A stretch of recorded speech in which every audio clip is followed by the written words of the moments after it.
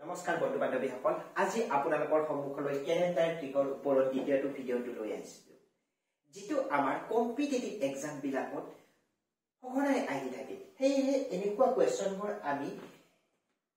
কেনেদৰে সমাধান কৰিব পাৰো চাওহক তেতিয়া হলে আমাৰ ক্যালেন্ডাৰ ট্ৰিকৰ দ্বিতীয় ভিডিঅ'টোৰ প্ৰথম এক্সাম্পলটো সো আমাৰ কোৱেশ্চন পেপাৰ বিলাকত এনেকুৱাকৈ দেখিব 7 ফেব্ৰুৱাৰী 2007 ওয়েডনেসডে হলে 26 February 2007 কি ডে হবো সো ইয়াতে সব ইয়াৰ টু 2007 একে আছে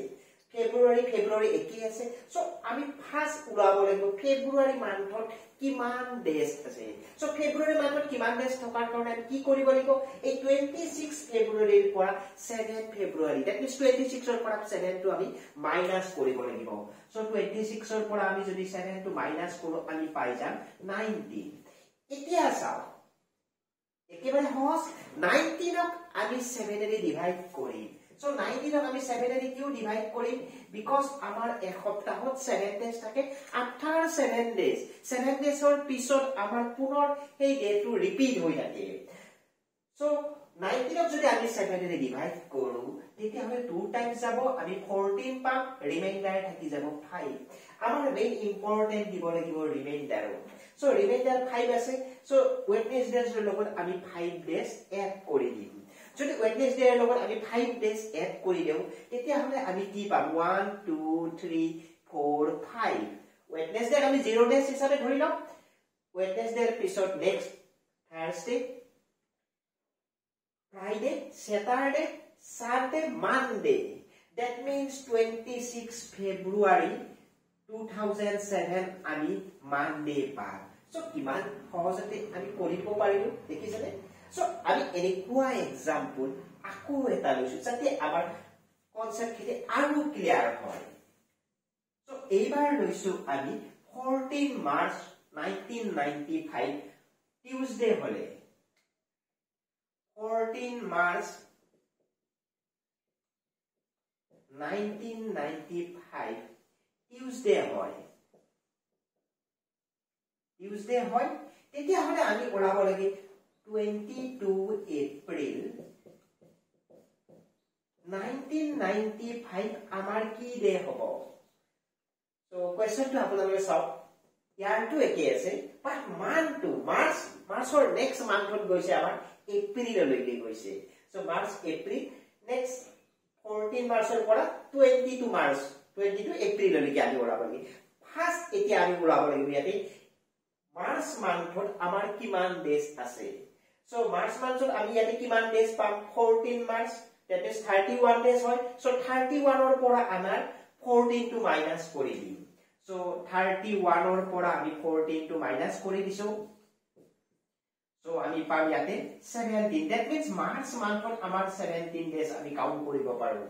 next ঠিক তেনেকৈ এপ্ৰিল মান্থত মাৰ্চৰ পিছত এপ্ৰিল আহিব so এপ্ৰিল মান্থত থাকিব আমাৰ 22 days so এপ্ৰিল মান্থৰ আমি 20 days 2 days to আমি এড কৰি লম টোটাল কিমান ডেজ পাম সো আমি ইয়াতে পাম 39 that is 39 days আমাৰ টোটাল হ'ল এতিয়া আমি আগৰ নিচিনা 39 ডেজত আমি কিহেৰে ডিভাইড কৰিম 39 ডেজত আমি 7 এৰে ডিভাইড কৰিম সো 7 এৰে ডিভাইড কৰিলে আমি কিমান ডেজ পাম 7 5 যা 35 সো আমাৰ ৰিমাইন্ডাৰ থাকিব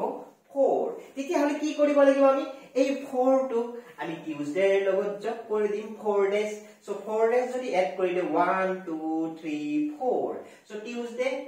next day Wednesday next Thursday next Friday Saturday that means 22 April 1995 আমাৰ স্যাটাৰডে হবো আশা কৰিছো আপোনালোকে দ্বিতীয় এক্সাম্পলটো অতি সহজে বুজি পালে তেতিয়া হলে আমাৰ অলপ আকো কনসেপ্ট ক্লিয়াৰ কৰাৰ কাৰণে তৃতীয় এক্সাম্পলটো আপোনালোকৰ সন্মুখলৈ লৈ আহিছো যাতে আমাৰ এই মানটো অলপ গ্যাপটো বেছি থাকে ওকে আমি তৃতীয় এক্সাম্পলটো লৈছো 21st February 1988 যদি আমাৰ সানডে হয় এটো যদি সানডে হয় তেতিয়া হলে 24 জুন 1988 আমাৰ কি ডে হ'ব এইটো ওলাব লাগে সো আগৰটোত নিচিনা একে হয় এক্সাক্টলি কিন্তু আমাৰ ইয়াতে ইয়াৰটো একে আছে মানটো বেলেগ আছে ফেব্ৰুৱাৰী March April May June so আমি জুনলৈকে যাব লাগিব আৰু এফালে ফেব্ৰুৱাৰী মান্থৰ 21st পৰা ষ্টাৰ্ট হ'ব জুনৰ 24 লৈকে যাব সো এনেকুৱা কোৱেশ্চন আমি এতিয়া কেনেদৰে কৰিম সো চাই থাকক আমি ফেব্ৰুৱাৰী মান্থত কিমান ডেজ পাও সো বিফৰ দ্যাট আপোনালোকে চাই লওক 1988 এটা লিপ ইয়াৰ হয় নে নহয় সো লাষ্ট টু ডিজিট আমি চাই লম 88 ক আমি 4 ৰে ডিভাইড কৰিলে এক্স্যাক্টলি ডিভিজিবল হয় গতিকে 1988 আমাৰ কি হ'ব লিপ ইয়াৰ হ'ব সো লিপ ইয়াৰ হলে আমাৰ ফেব্ৰুৱাৰী মান্থত 29 ডেজ হ'ব সো 29 ডেজ হলে আমি ফেব্ৰুৱাৰী মান্থত কিমান ডেজ পাম 29 ৰ পৰা 21 টো আমি মাইনাস কৰি দিম সো মাইনাস কৰি দিয়াৰ লগে লগে আমি ইয়াতে পাই যাম 8 days that means February month amar 8 days pai jam next February March amar kiman days hoy 31 days thake so 31 eitu thakibo amar March next April